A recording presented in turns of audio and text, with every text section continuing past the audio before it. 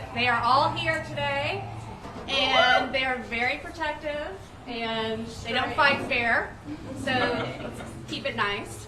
And before I begin, I want to start by expressing my appreciation for all of y'all coming today, all of my patients. Your kind words, your letters, your messages have meant so much to me.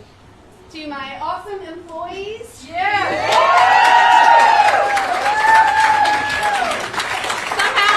have stood by me and not quit during all this. And I've been lucky enough to bring on two awesome new nurses. I've got Jennifer Bridges here. As y'all know, Jennifer stood up to Methodist Hospital, and Kimberly Peoples. Another nurse who stood up to the medical clinic of Houston. And both of those nurses, as you know, have exercised their right not to let other people decide what gets injected into their bodies. That's right.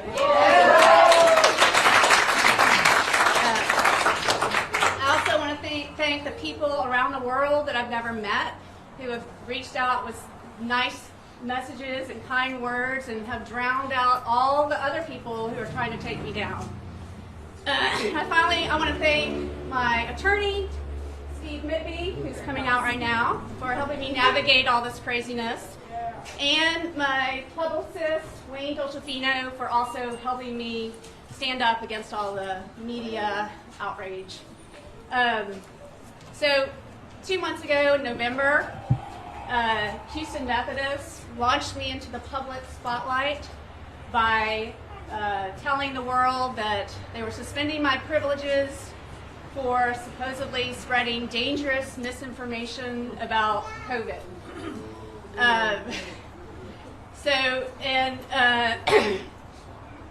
Houston Chronicle joined in that effort, and since then I've had a lot of people publicly comment that I should lose my license. These people don't know me, they're strangers. One of the people in particular, Ariana Garcia, is a journalist for the Houston Chronicle. And 3 days ago, she published a story entitled it, "Former Houston Methodist Doctor Still Has Her License Despite Continuing to Spread COVID-19 Misinformation." Shame on her. Shame on her. Ariana does not know me. Hashtag not journalism. Yeah, Ariana does not know me. She never bothered to ask me to comment on this article before she published it. And neither do any of the other people who have called for my license to be removed. So I want to tell y'all what it takes to get into this spot right here. And it's not an easy journey. It's not easy to get a medical license. My path took 13 years of higher education. I had to make straight A's. Residency was the 5 hardest years of my life, mentally, physically, emotionally. But I did learn a lot, and one of my most valuable lessons was to take a critical view of pharmaceutical companies and not be the first person to prescribe the newest and latest drug until it has stood the test of time. And that has served me well when looking at COVID-19 and how we're treating it. Also, one of my favorite attendees at Stanford, he told me that we need to be wary of any new vaccines that come out and not to follow the herd, to take things with a critical view. I also learned about the culture of these big academic institutions. And they're rigid, they're hierarchical, and they breed conformity. And I knew that after residency, that was not the kind of practice I wanted to be surrounded in. Thank God. So, in the following years, I had kids, and that experience gave me a different perspective on the doctor-patient relationship. I had 4 boys in 5 years. So I was basically, I was a patient for 5 years straight. And that was eye-opening. I learned what a inefficient, impersonal, confusing healthcare system we have. And when I started this clinic, I was determined to do things differently. I have no financial ties with any third parties. I do not contract with insurance companies. I don't contract with the government. I do not take Medicare. I have no financial ties with hospitals and no financial ties with pharmaceutical companies.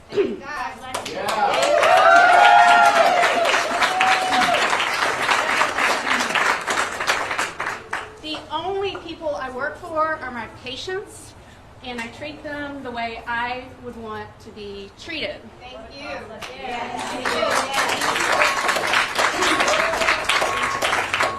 I'm also a strong believer in transparency, and I list all my prices on my website, and I list all my clinical data on my website. My ENT and sleep medicine practice morphed into this COVID center in response to my patients' needs and wants. To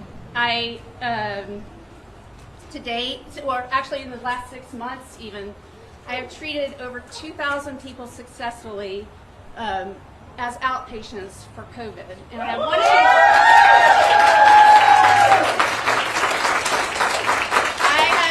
one of these wonderful patients here today who is just now recovering from COVID. And if she had taken the traditional route, she would be in the hospital or worse right now.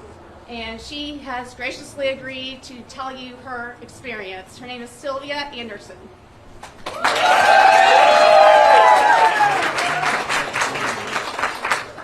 Before I began to share with you my experience, I like to bend my knee and bow before the King. Isn't this right? Yes. Jesus Christ, the Son of the living God. Yes. It is because of Him that I live.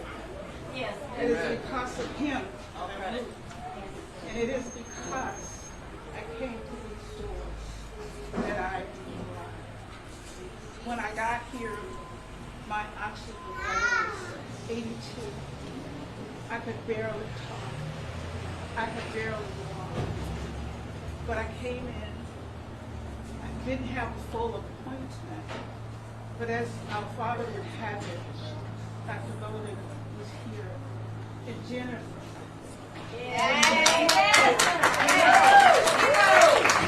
Jennifer told her my condition. She came immediately.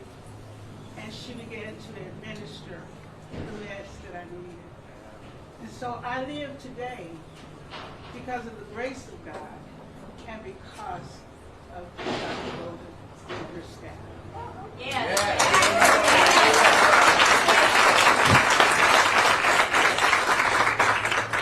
Thank you so much. And, unfortunately, we don't have monoclonal antibodies. So I was able to treat her despite that. I gave her high-dose IV steroids. I gave her high-dose IV vitamin C. I gave her other vitamins. And I gave her high-dose ivermectin. She said, you want me to take 20 of those? I said, yes. And then we laughed about how hard it is to get it out of the package, but she did it. And we did that for several days in a row, and then this past weekend she was able to stay home and rest, and here she is today doing great. All right.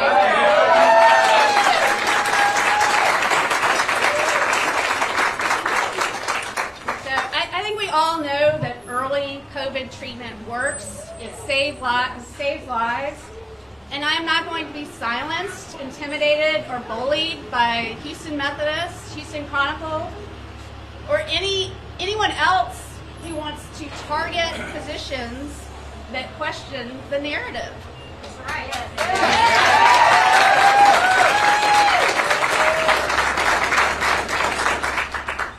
Medical freedom has been hijacked, by hospitals, big pharma, insurance companies, and the federal agencies. Doctors, this is our time. We need to stand up and save our profession.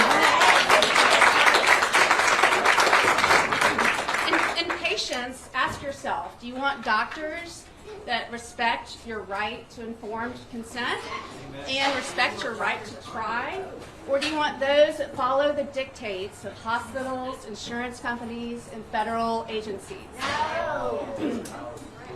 Media companies and the bullying of physicians that don't follow the narrative, in hospitals and governments that are unwilling to share important data about the vaccines and about COVID treatments have bred mistrust amongst the public. That's true. Yes. Methodist Hospital is part of this problem. They have chosen secrecy over transparency. They have listed on their website two of their key core values are integrity and accountability, yet they won't share their data with us. The Freedom of Information Act and the Texas Business Code require nonprofits like Methodist Hospital to reveal their data.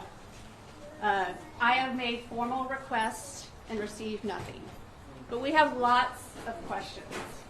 We want to know, of all the 1 million+ people that you have vaccinated, how many of those have had an adverse reaction, and what are they? Yes. It's the highest number ever.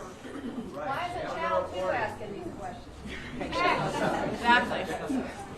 And then of all the people who have recently been admitted with COVID, how many of those people are fully vaccinated? How many of your fully vaccinated employees are having breakthrough cases? And of the 2,879 patients that have died in your hospitals, how many of them were refused early treatment? Yes. Financially, we have a lot of questions. In 2019, Methodist Hospital reported over $4 billion in assets. This was before COVID. Let's see what they've done since COVID. How much have your executives profited from the COVID windfall?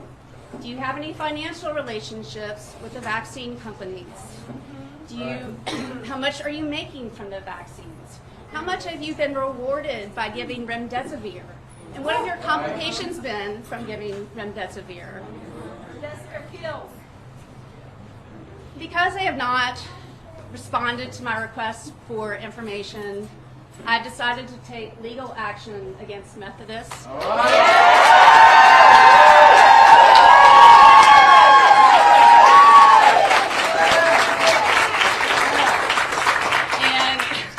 I want to make this clear, I'm not seeking any financial gains from this or personal gain.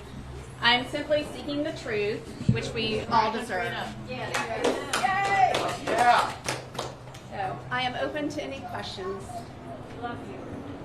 Doctor, obviously this has been a polarizing issue on many fronts. Has there been support that you've seen from other doctors nationwide that have reached out to you following this case? And if you can you provide us with some sort of context if there appears to be any kind of, you have state health commissions, right? You have state medical boards. Is there a discussion among other doctors with you to try to address some of the facts that you're presenting on your website to the public on a more larger scale?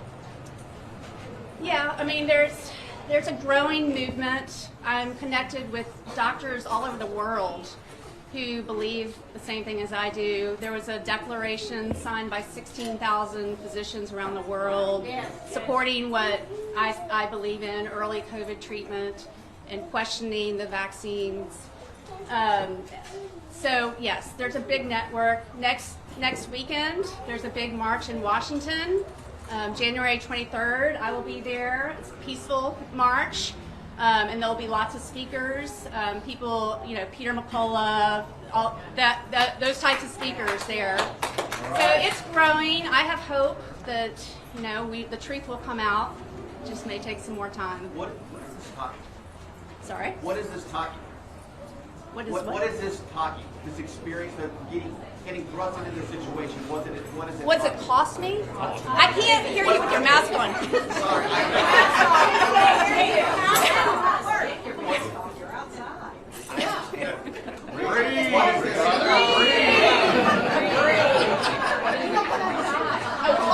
Talking. What is it? What is this talking? Obviously, you got thrust into this Oh, situation. was it taught me. Okay. It's it's been hard to digest. It's happened so fast. It's hard to even digest. But I'm plugging along, and I'm standing up for what I believe in, and it actually just sort of comes naturally to me. I'm kind of wired that way, but it hasn't defeated me. If anything, it's just made me stronger. Amen.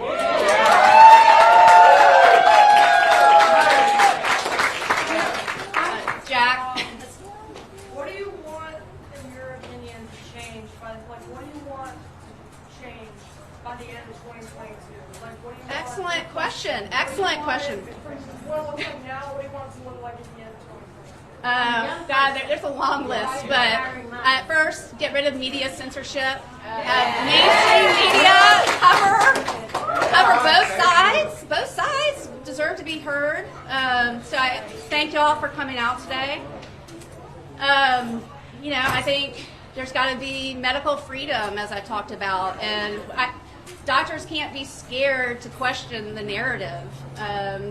I think ivermectin needs to stop being such a dirty word.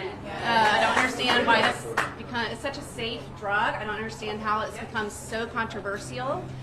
And then we need to see more data. We need the vaccine data to be very transparent, more transparent than it is. Let patients make informed decisions and not have the government telling you what you have to have injected into your body. I mean, it's an individual choice. Two questions. Hi, Dr. Brennan. I have two questions. I just printed this out from the dailymed.nlm.nih.gov website, and it lists ivermectin as stromatol having a human prescription drug label, packager being Merck. So it can be used for humans. Of course, we know the news, social media, Facebook is listing it as being a horror story or so on and so forth. Right. Why are they refusing to acknowledge that ivermectin per .gov website can be used for humans? Well, yeah, I mean, there are lots of medications that have applications in animals and humans. So that argument is completely worthless. Yeah, I mean, it's a safe drug. It's time tested.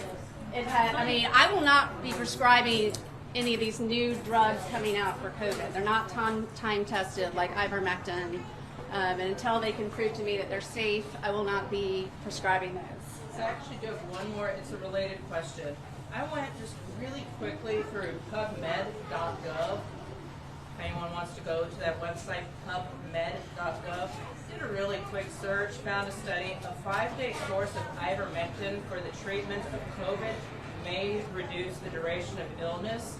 Found a second study, ivermectin, a new candidate therapeutic against SARS-CoV-2 COVID-19. And then there's a third study, antiviral and anti-inflammatory properties of ivermectin and its potentially used in COVID-19. So there are studies that show that ivermectin is very useful against COVID. Why are the likes such as Facebook and whatnot saying that it's misinformation to say that ivermectin can be used to fight COVID? Well, why is a good question, because, I mean, there are more than just 3 studies supporting the use of ivermectin. So it makes you wonder why. Is there some ulterior motive that is going on? I have a question for you. Okay, ladies first. Wouldn't you agree that when they found a positive side effect of Viagra, that they eventually moved that into mainstream for its other positive side effects? If we're finding a positive side effect of ivermectin or any other natural form-derived medication, which they turned into medication, shouldn't we be listening to educated doctors who are seeing that positive change and treat patients accordingly for the positive changes that it's working in? Exactly. It's not financially lucrative to use repurposed drugs. So, Are you aware that Houston Methodist early on took a survey of all their employees? If they would take the COVID vaccine at no charge.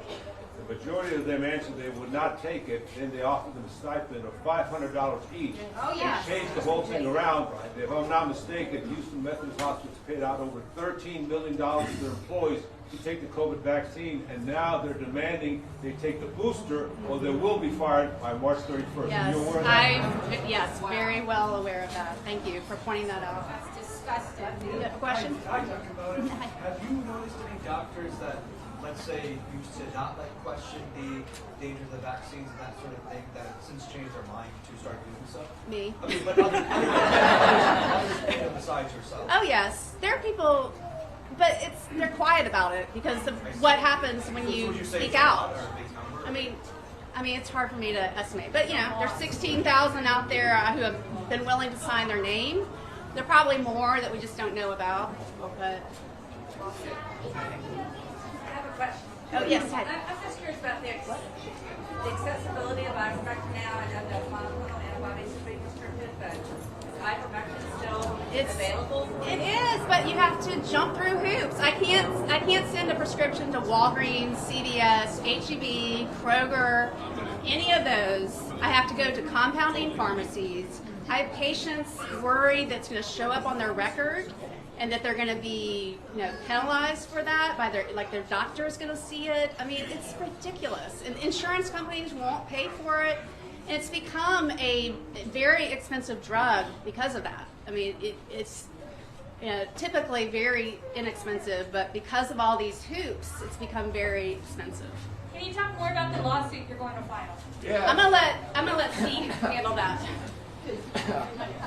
Good morning, ladies and gentlemen. Thank you for being here. My name is Stephen Mitby. I'm Dr. Bowden's attorney. I'm proud to represent this doctor here who is standing up for freedom. She's standing up for patient choice.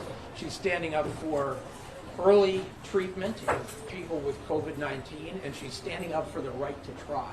If we had more doctors like this in Houston and throughout the United States, I suspect that the death toll and the health toll from COVID would be a lot lower. The reason why I'm so proud to represent The reason why I'm so proud to represent Dr. Bowden is because she's standing alone, and she has the courage to stand up to hospitals and government and institutions that are denying the people of this country the right to early treatment and the right to try safe drugs off-label that have been shown to reduce the symptoms of COVID-19. That's why Dr. Bowden is calling for transparency from Houston Methodist, and will be calling for transparency from other institutions as well, to show why it is that they're so against these early treatments, why they're denying doctors the right to prescribe and the right to use early treatments that have been considered safe and effective for years, like ivermectin. Dr. Bowden is filing a lawsuit to achieve that transparency and to require Houston Methodist to follow its obligations under Texas law to disclose financial information and disclose data about side effects. That's all she's doing. She's not seeking a penny in compensation for this. She's not seeking damages. She's simply asking for transparency and for following the law. And so I think everybody in Houston should be proud of what she's doing, standing up for people who have not had a voice in this matter. Thank you. Were there any negotiations beforehand or conversations with Houston Methodist prior to the lawsuit being filed? Sure. Dr. Bowden and her press representative, Mr. Wayne Dolcefino, sent letters by certified mail to Houston Methodist requesting this information, invoking the relevant Texas statutes requiring them to do so. They didn't receive a response, and so the next step is to enforce those obligations under the law. Did Houston Methodist, as we know, many agencies in Texas do this, did they kick it to the AG for an opinion, or did they just not respond? Nothing way? No response. Got it. Doctor, why is it so important for you to know that data? Why is it so important? Well, first of all, they're required to by law. So why is it so hard for them to not give it to us? I mean, what are they hiding? Second of all, I mean, there's just, if the public is going to trust these big institutions, then they're going to have to they're going to regain the trust of the public, and this is a way to do it. If they believe in what they're pushing on people, then show us the data, and we can decide. But there's just not enough data out there. I mean, it's just severely lacking. Hopefully they won't take 75 years to provide the information.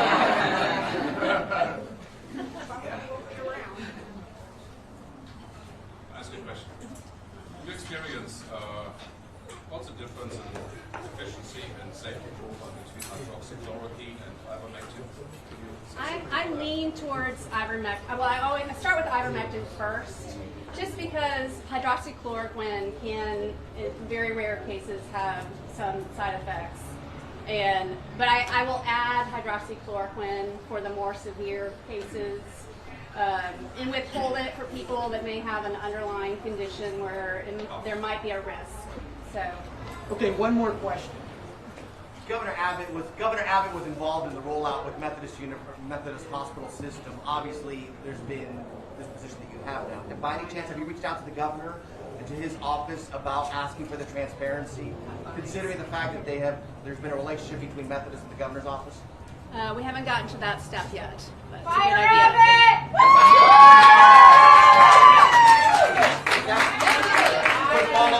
Quick follow. Is that a step you're looking at? I am now, yes. I want to add one thing to that. I personally reached out to Abbott's office back in May, and they told me there was nothing they could do to help the employees. They stepped away, did nothing to help. He did not put out his action until we put so much pressure on him that it required him to do something.